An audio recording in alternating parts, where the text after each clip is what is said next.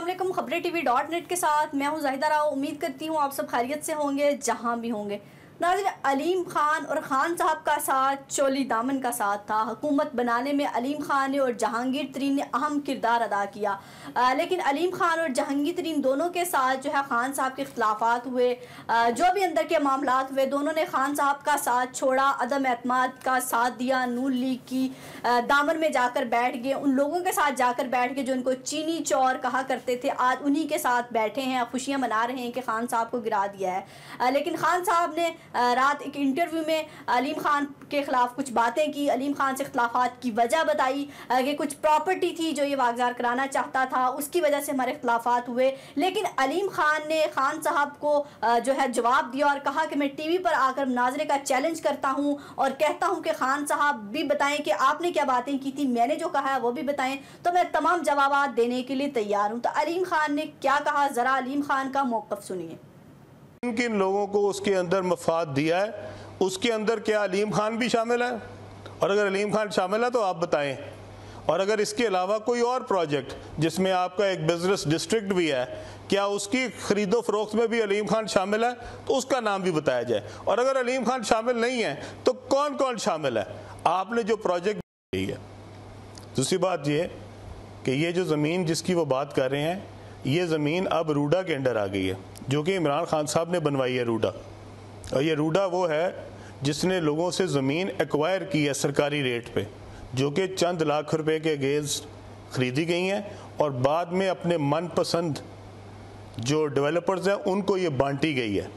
वो जो मनपसंद डेवलपर्स हैं उनमें कौन कौन शामिल हैं, उनमें किन किन लोगों ने मफाद लिया है और उनका इमरान खान साहब के साथ क्या ताल्लुक़ है, अब इसकी इन्वेस्टिगेशन भी होनी चाहिए।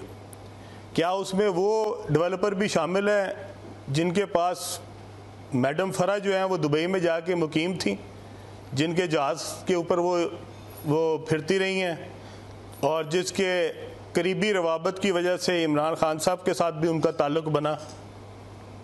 मेरे ख्याल में सारी चीज़ें अब लोगों के तक पहुंचनी चाहिए।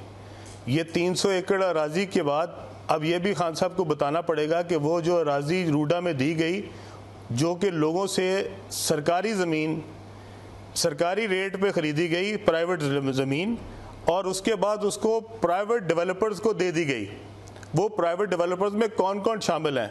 क्या जो आपने LDA का वाइस चेयरमैन लगाया था उसके रिश्तेदारों को जो कि एक अलग से जी नाज़रीन, अलीम खान का मौक़िफ़ सुना तो अलीम खान की जो है बात खान साहब ने की, वो अलीम खान ने कहा कि मैं क्लियर करने को तैयार हूँ। लेकिन अब जो नई हुकूमत आई है उसकी जानिब से फरा खान, यानी कि जिसको गोगी भी कहा जा रहा है, एक ऐसा किरदार है जिसकी सुबह शाम बातें हो रही हैं, सुबह शाम उसके ख़िलाफ़ प्रेस कॉन्फ्रेंसेस हो रही हैं कि वो बहुत कुछ लेके चली गई, इतनी करप्शन की है उसने, शायद हम तमाम लोग भी मिलकर उतनी करप्शन करें तो फराह गोगी जितनी करप्शन नहीं कर सकते। फराह गोगी ने बहुत करप्शन की है। तो दुबई से जो है उसको पाकिस्तान लाने का भी फैसला किया गया है। लेकिन आज उनके हस्बैंड एहसन जमील गुजर ने है तमाम इल्ज़ामात को जो है तोड़ दिया, खामोशी तोड़ दी और कहा ये तमाम इल्ज़ामात जो है मेरी बीवी पर झूठे हैं, बेबुनियाद हैं। फराह खान के पास कोई ऐसी दौलत नहीं है, कोई ऐसी जायदाद नहीं है जो प्रॉपर्टी जो है डिक्लेयर ना हो FBR में। मैं तो जब काउंसलर था मैंने तब भी कोई घर बनाया, तब भी वो आज तक क्लियर है। दुबई में जो फ्लैट है वो क्लियर है। और फराह खान पर जिस तरह रोज़ ये करैक्टर पर बात कर रहे हैं, कीचड़ उछाल रहे हैं, सुबह शाम फराह खान का जो है तराना पढ़ा जाता है, किसी तौर पर भी काबिल कबूल नहीं है। बार बार कह चुके हैं कि हमारे यहाँ पाकिस्तान से बाहर आना जाना लगा रहता है, कोई भी इदारा, कोई भी रियासती इदारा, कोई भी अदालत, कोई भी कानून हमें बुलाएगा, हमें कोई नोटिस देगा, कोई हमें नोटिस मसूल होगा तो हम पाकिस्तान आने को तैयार हैं, हम भगोड़े नहीं हैं। जब इनको खान साहब के ख़िलाफ़ कुछ नहीं मिलता तो ये फराह खान को घसीटते हैं बीच में। जब से खान साहब की हुकूमत आई है तो फराह के किरदार को उन्होंने मशकूक बनाया हुआ है। और मेरी बीवी का नाम गोगी नहीं है तो मुझे किसी भी तौर पर भी बर्दाश्त नहीं है कि मेरी बीवी को गोगी कहकर पुकारा जाए। उनका नाम फराह खान है और फराह खान ही कहकर पुकारा जाए। तो ये नून लीग के अपने क्या करतूत हैं जो फराह खान पर इतनी बात कर रहे हैं। अता तारड़ को जवाब देते हुए उन्होंने कहा कि अता तारड़ हमारे पर बात कर रहा है, इन जैसे लोग अब हम पर बात करेंगे जिनका अपना किरदार मशकूक है, जिनको खुद नहीं पता कि हमने क्या करना है और ख़ुद की कोई हैसियत नहीं है। अता तारड़ की कोई भी हैसियत नहीं है नून लीग में, सिर्फ हमजा शहबाज शरीफ के आगे पीछे घूमना ये इसकी नौकरी है, उसके पीछे घूमता है। तो नून लीग जो है ये इल्ज़ाम इल्ज़ामात का जो है एक सिलसिला शुरू किया है फराह खान पर, ये बंद किया जाए, वरना हमें भी जवाब देना आता है।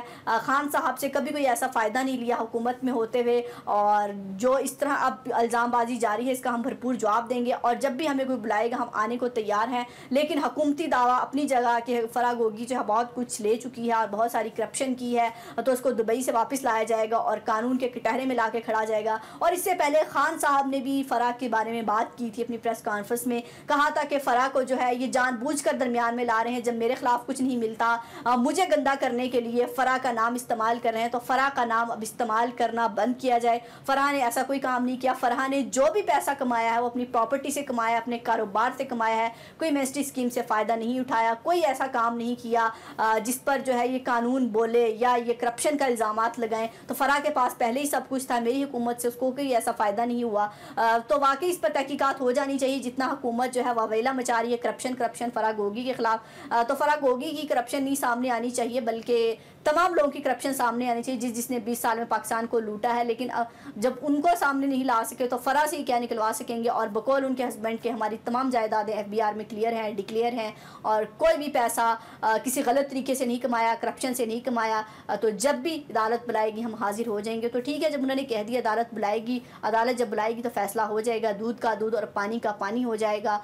लेकिन एक बात उन्होंने एक बहुत अहम बात कही कि एज अ ख़ातून होते हुए उनको शर्म महसूस होनी चाहिए कि मेरी बीवी का वो सुबह शाम इतना बेतकल्फ़ी से नाम लेते हैं जैसा उनसे कोई बहुत करीबी ताल्लुक़ हो, तो ये मुझे बर्दाश्त नहीं है। तो वाकई हमें अपनी सियासत में, चाहे वो कोई भी पार्टी हो, सियासत में औरतों को इतना नहीं घसीटना चाहिए, औरतों की किरदार कुशी इतनी नहीं करनी चाहिए कि हमें औरत होते हुए शर्म महसूस हो। और सियासतदानों की फिर अपने घरों की जब औरतों के बारे में बात होगी, फिर ज़ाहिर है एक दूसरे वो कल कोई इनके बारे में बात कर देंगे तो फिर ये सिलसिला जाएगा तो बहुत दूर तलक जाएगा। इस सिलसिले को रुकना चाहिए। हाँ, जो कानूनी चाराजोई है, कानूनी जो अदालतें करेंगी वो इस पर करें, लेकिन एक औरत की किरदार कुशी किसी भी पार्टी की नहीं होनी चाहिए। और जितनी भी नून लीग की औरतें हैं, जितनी भी PTI की औरतें हैं, काबिल एहतराम होनी चाहिए और नून लीग को कंडेम करना चाहिए अगर फराह खान की कहीं पे करैक्टर एसेसिनेशन होती है, किरदार कुशी होती है। अपना और अपने प्यारों का बहुत ख्याल रखिएगा, हमें दुआ में याद रखिएगा। अल्लाह हाफिज़।